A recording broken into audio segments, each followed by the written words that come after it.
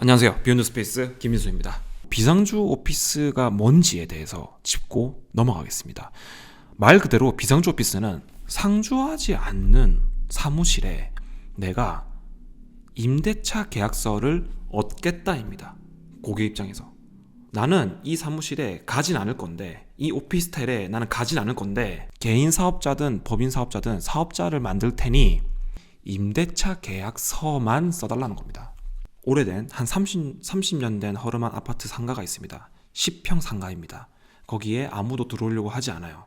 그래서 임대인 입장에서 뭐라도 해야겠죠. 중고로 책상과 의자를 한 10개 정도를 10평 공간에 촘촘히 놔둡니다.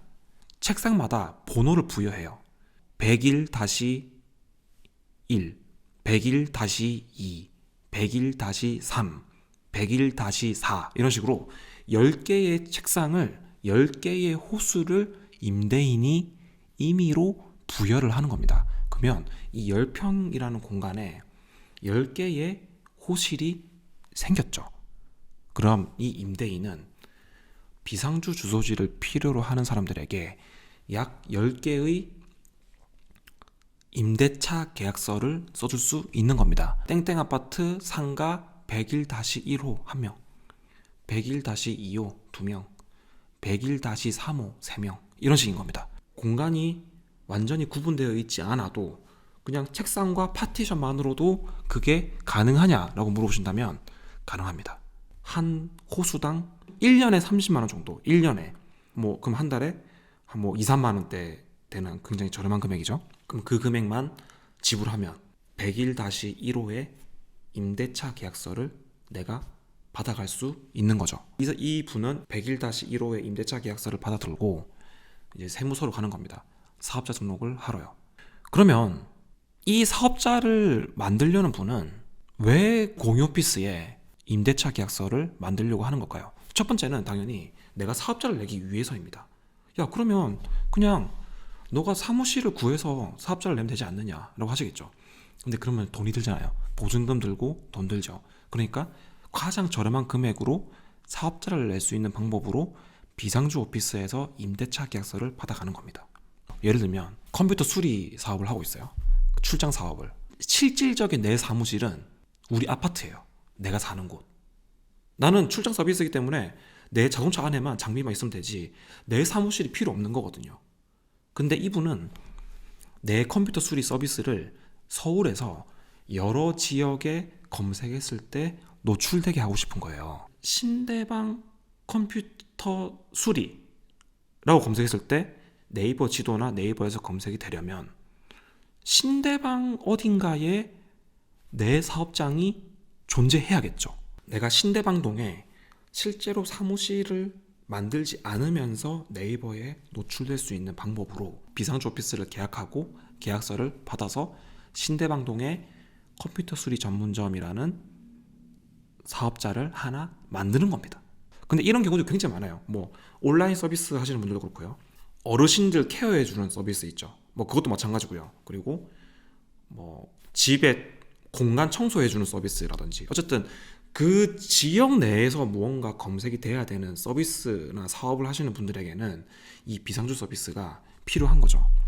이게 아직까지 불법이다라고 규제를 하진 않아요. 야, 너는 컴퓨터 수리 전문점을 하면서 실제로 신대방동에는 컴퓨터 수리 가게가 없잖아 라고 딴지를 걸지 않는다고요. 아직까지.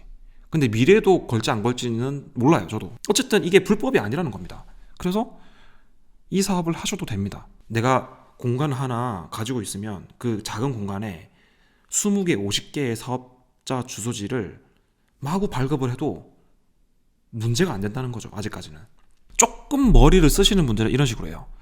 그래? 그러면 내가 상가나 건물을 가지고 있지는 않지만 굉장히 저렴한 공실을 찾아내서 내가 임차인으로 거길 들어간 다음에 블로그로 홍보를 해서 내 밑에 전대인을 50명을 모집을 할 거야.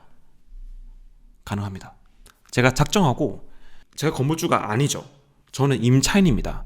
그럼 이 임차인이 전차인을 50명 더 구할 수 있어요.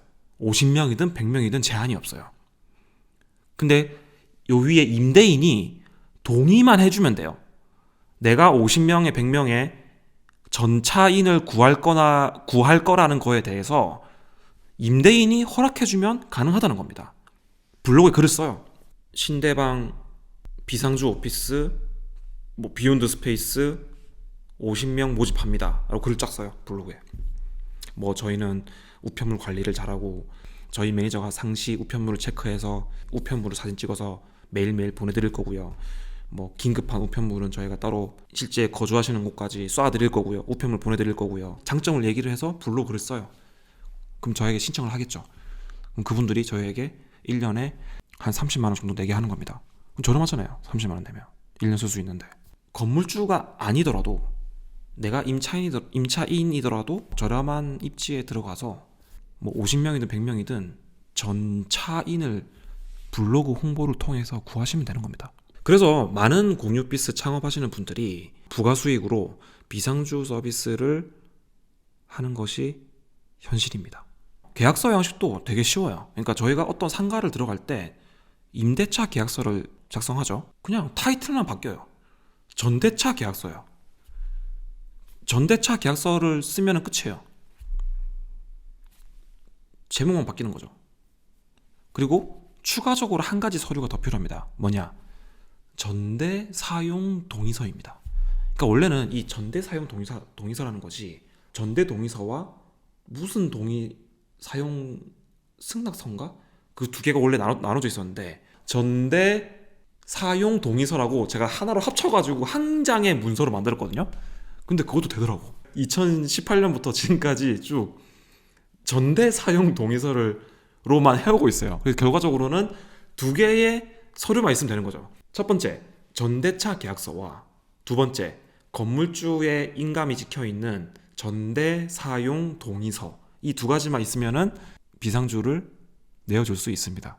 자, 홍보라는 건 고객이 찾는 서비스가 있다면 그 서비스에 내가 노출되면 되거든요. 그러면 신대방동의 비상주가 필요한 분들이 네이버에서 어떤 단어를 검색을 할까요? 그 생각을 해보시면 돼요. 자, 제가 신대방 비상주라고 검색을 해볼게요. 그러면 홈 비즈니스 센터 소호사무실 공유 오피스 비상주 뜨죠? 이게 2023년 12월에 쓴 글이에요. 지금 이 영상 찍는 게 지금 3월 말, 거의 4월인데 4개월 전의 글인데 아직 살아있어요. 그리고 두 번째 글도 몰라서 못 썼던 신대방 상거리역 공유 오피스, 이것도 2023년 10월 글이죠. 4개월 전이에요. 4개월 넘었죠. 5개월, 6개월 전이에요. 관악구 소호사무실 비상주 오피스까지 이 글도 있어요. 이것도 2023년 9월 글이에요. 거의 한 8개월 전 글이에요. 이 영상을 보시는 분께서 아무리 활성화가 되어 있지 않은 블로그에다가 신대방 비상주 모집합니다라는 글을 썼을 때 무조건 첫 페이지에 노출이 된다는 겁니다. 그 정도로 아직까지 키워드가 활성화가 안 돼 있고 많은 사람들이 검색을 하지 않는 단어예요. 그래서 홍보가 쉽다는 거죠. 그냥 비상주 오피스로 전국으로 검색을 해도요, 검색량이 PC 860, 모바일 870밖에 안 됩니다. 그러니까 합해서 1600 정도의 검색량이죠. 강남 비상주 사무실로 검색을 해도요, PC 820, 모바일 340입니다. 내가 비상주 사업을 하기 위해서 뭐 대단한 블로그 업체에 홍보를 맡길 필요가 없다는 거예요. 내가 관악구 비상주 모집합니다, 강남 비상주 사무실 모집합니다라고 블로그 글을 하나 쓰시면 첫 페이지에 노출될 가능성이 굉장히 높다는 거예요. 이 정도의 숫자는 경쟁이 치열한 키워드가 아니란 말입니다. 서울 비상주 오피스, 강남 비상주 오피스, 내가 살고 있는 지역, 내가 만약에 노원 산다, 노원 비상주 오피스라고 글 쓰면요, 첫 페이지에 노출될 거예요. 노원 공유 오피스를 검색을 했을 때 첫 페이지에 뜨는 콘텐츠들 있죠. 블로그 글들. 예를 들면은 2024년 1월에 쓴 글, 2023년 11월에 쓴 글, 2024년 2월에 쓴 글, 이런 글들이 첫 페이지에 뜹니다. 그러면 이 첫 페이지에 뜬 콘텐츠들의 평균값을 내요. 제목이 본문에 몇 번 반복이 되어 있느냐. 보통 한 5번에서 10번 사이에 반복이 돼요. 두 번째, 글자 수가 몇 자냐. 보면 대략 한 1000자에서 1500자 안에서 끝납니다. 그리고 사진 개수가 몇 장이냐. 보면 첫 번째 콘텐츠는 17개, 두 번째 콘텐츠는 11장, 세 번째 콘텐츠는 25장, 네 번째 콘텐츠는 뭐 7장, 뭐 좀 편차가 있긴 한데 뭐 대략 한 10장에서 20장 안쪽이에요. 제목의 반복수, 글자의 수, 사진의 개수 이런 것들의 평균값을 내서 글을 노원 공유 오피스, 비상주 오피스라고 글을 쓰시면요, 첫 페이지에 노출이 쉽게 됩니다. 지금 제가 말하는 게 작업을 하기 귀찮으시겠죠. 내가 지금 보름이 따로 있는데 내가 언제 블로그 글 쓰고 앉았겠습니까? 그러면은 블로그 외주 하시는 분들 찾기 쉽잖아요. 뭐 숨고라든지 이런 데 찾기 쉬워요. 그런 분들한테 지금 제가 말한 조건들을 얘기를 하면서 나 노원 공유 오피스 키워드를 상위에 잡고 싶은데 지금 이 제목 수 몇 번 반복, 글자 수 몇 자, 사진 개수 몇 장으로 우리 내 상가를 비상주 오피스를 하기 위한 서비스를 홍보를 해주세요 라고 하면 그 친구도 글을 굉장히 잘 씁니다. 충분히 큰 돈 들이지 않고 상위에 노출되실 수가 있고요. 비상주 오피스가 쉬운 이유, 왜냐하면 비상주 오피스를 할 때에 별다른 기술이 필요하지 않기 때문입니다. 전대차 계약서를 쓰기 위한 임대인의 동의만 한번 있으면 돼요. 전대 사용 동의서와 전대차 계약서에 임대인분의 도장이 한번 찍히잖아요. 나는 임차인이죠. 나의 도장은 내가 찍을 수 있죠. 비상주 고객인 전차인은 어차피 본인이 찍을 거고요. 그럼 지금 우리에게 필요한 건 뭐냐? 임대인의 인감이 필요하죠. 근데 다행히도 임대인의 인감은, 그리고 나의 인감도 마찬가지예요. 한번 찍어놓은 문서를 복사해서 여러 번 쓰면 되거든요. 임대인분의 동의만 있고 그 인감만 한번 찍혀 있다면 얼마든지 복사해서 호수를 만들어서 비상주 오피스를 50개든 100개든 만들 수 있다는 겁니다. 그래서 지금 비상주 오피스의 가격이 어떻습니까? 뭐 한 달 15,000원, 한 달 뭐 3만원 이런 금액들이 막 나오죠. 뭐 기술적으로 어려운 게 없으니까 그냥 임대인의 동의만 있으면 뭐 10개든 20개든 30개든 계속 만드는 거예요. 가격 경쟁밖에 할 수 없는 거예요. 누구나 이 사업을 할 수 있고 홍보도 할 수 있고 임대인의 인감을 받아서 계속 계약서를 복제할 수 있지만 가격이 계속 낮아지고 수익성이 좋아지지 않는 거죠. 과연 이 비상주 오피스는 단점이 없을까요? 좀 치명적인 단점인데요. 어떤 A라는 분이 1년 동안 비상주 오피스를 내 공간에 계약을 했어요. 근데 1년이 지났어요. 이거를 갱신을 해야 돼요. 아니면 나가거나. 그래서 연락을 드렸어요. 없는 번호래. 그런 경우 되게 많아요. 왜냐? 내가 이 공간에 사업자를 내는 목적이 다양하댔잖아요. 근데 이런 분들도 있어요. 여러 개의 사업자를 만들어서 거기에 매출을 분산시켜서 그 사업자를 그냥 폐업 처리하려는 목적으로 비상주를 하려는 분들도 많습니다. 그런 분들이 딱 1년 지났어요. 전화했어요. 당연히 없는 번호겠지. 내가 그 사업자는 완전히 버리는 사업자인데 전화 안 되겠죠. 없는 번호 뜨는 거예요. 이 사업자를 내가 없애야 되는데 비상주를 운영하는 입장에서 이거 지금 연락도 안 되고 돈 안 내는 분들은 내보내야 되잖아요. 그 내보내는 게 불가능해요. 건물주하고 임차인 저희 둘은 아무리 세무서 가서 지금 이 C라는 사람이 연락이 안 되고 사업자가 계속 우리 주소지에 남아있다, 말소를 시켜주세요 라고 요청을 해도요, 사업자의 말소는 대표자 본인만 할 수 있습니다. 직접 세무서에 와서. 근데 그 오겠습니까? 그럼 계속 그 남아있는 거예요, 거기에. 근데 이거는 의견 차이가 있습니다. 일단 저는 중랑구청, 뭐 서대문구청, 경기도하고 제가 속해 있는, 저희 공유 오피스가 속해 있는 지역에서는 대표자만 말소가 유일하게 가능하다고 했고요, 담당 공무원이.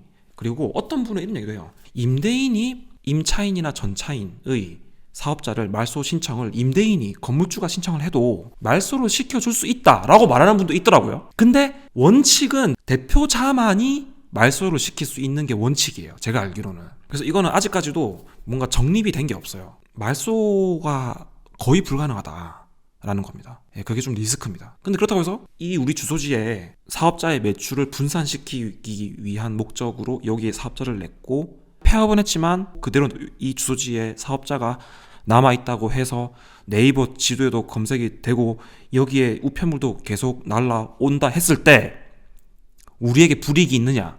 금전적인 불이익은 없죠. 건강보험 우편물, 뭐 세금 독촉, 뭐 통신비 이런 우편물들이 계속 날라올 거예요.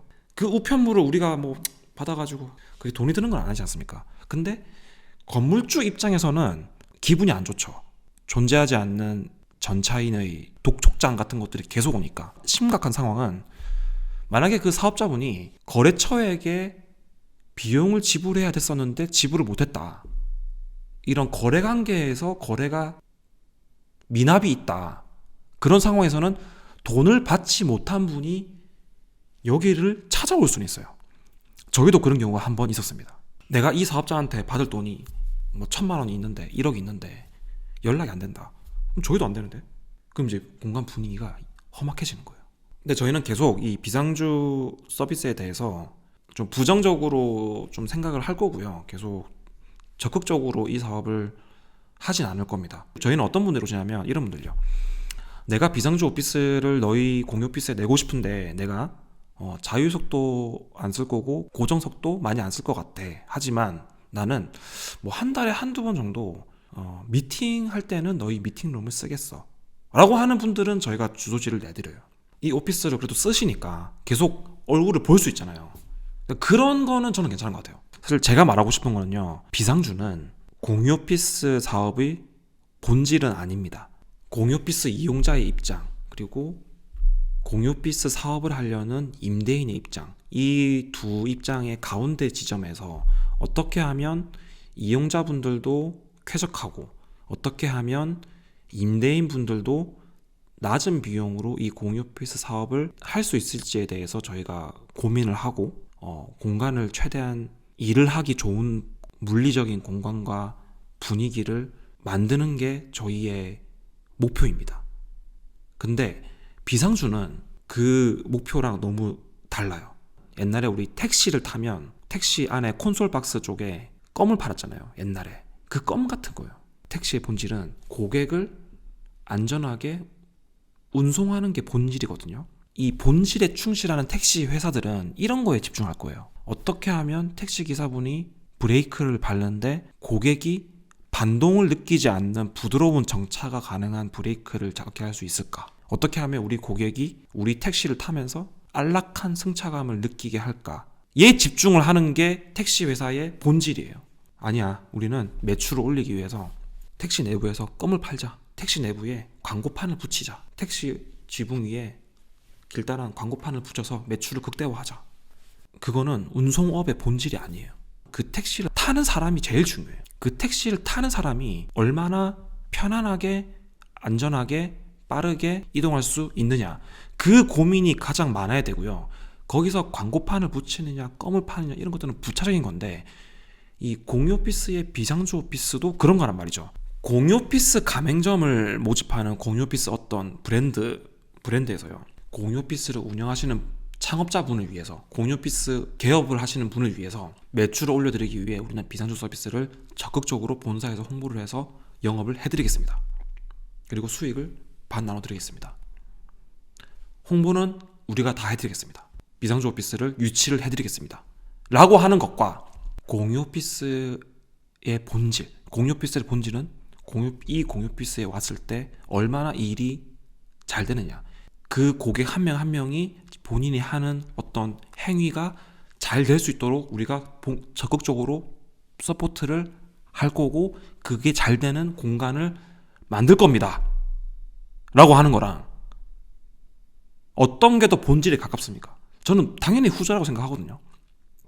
근데 이 전자의 방식도 저는 맞다고 생각해요. 그러니까 사업이라는 거는 돈이 잘 돌아야 돼요. 당연히 본질하고 멀어지긴 했지만, 택시에서 껌을 팔아가지고 택시 기본 요금보다 껌 파는 비용이 한 30-40% 나와. 근데 그것도 저는 중요한 것 같아요. 사업을 해보니까 당연히 그것도 중요한데요. 저희는 어떻게 하면 저희 공간에 오는 사람들이 일이 잘 될까, 어떻게 하면 각자 하는 일이 성공할 수 있을까에 대해서 계속 생각을 하고 새로운 시도를 하고 있는 중이거든요. 근데 그게 하는 방식이, 당연히 그걸 하려면 우리가 이 사업을 버팅겨야 되니까 비상주 오피스를 해서 매출을 유지를 해야 되는 것 같기도 하고, 참 어렵다. 지금 7년 정도 공유 오피스 사업을 하고 있잖아요. 그러면 비상주 오피스에 대해 목을 메고 막 비상주 오피스를 많이 해야지라고 했으면 6년, 7년 정도의 시간 동안 이 사업을 유지를 못했을 것 같아요. 내 집과 가까운 공유 오피스인데 대형 브랜드들보다 규모는 작지만 책상은 더 크고 더 쾌적하고 라운지도 좀 작지만 더 맛있는 다과가 있고 운영 시간도 길고 개별 연한마도 되고 누울 자리도 있고 뭐 이런 하드웨어적인 거에 대해서 고민을 계속 하고 해왔죠. 뭐 프로그램 같은 것도 시도해보고. 근데 이런 고민이 아직 제가 해결을 못한 것 같아요. 아직까지. 저희 지금도 뭐 2호점 망호점에 대해서는 워크라운지를 만들어 보고 싶은데, 워크라운지의 본질은 뭘까? 워크라운지는 내가 노트북 들고 스타벅스나 할리스나 뭐 투썸이나 같은 데 가서 커피 한 잔 구매했을 때 서너 시간, 두세 시간 정도 눈치 안 보고 노트북을 할 수 있으면 좋겠는데, 그럼 우리가 조금 거리가 멀음에도 불구하고 그런 대형 브랜드를 이길 수 있는 우리의 무기는 뭘까?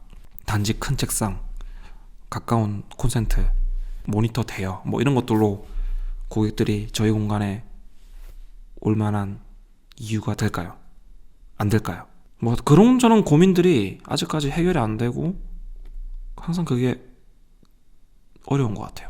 비상주 오피스를 위해서 무언가를 하시거나 또는 공유 오피스를 창업을 하시는데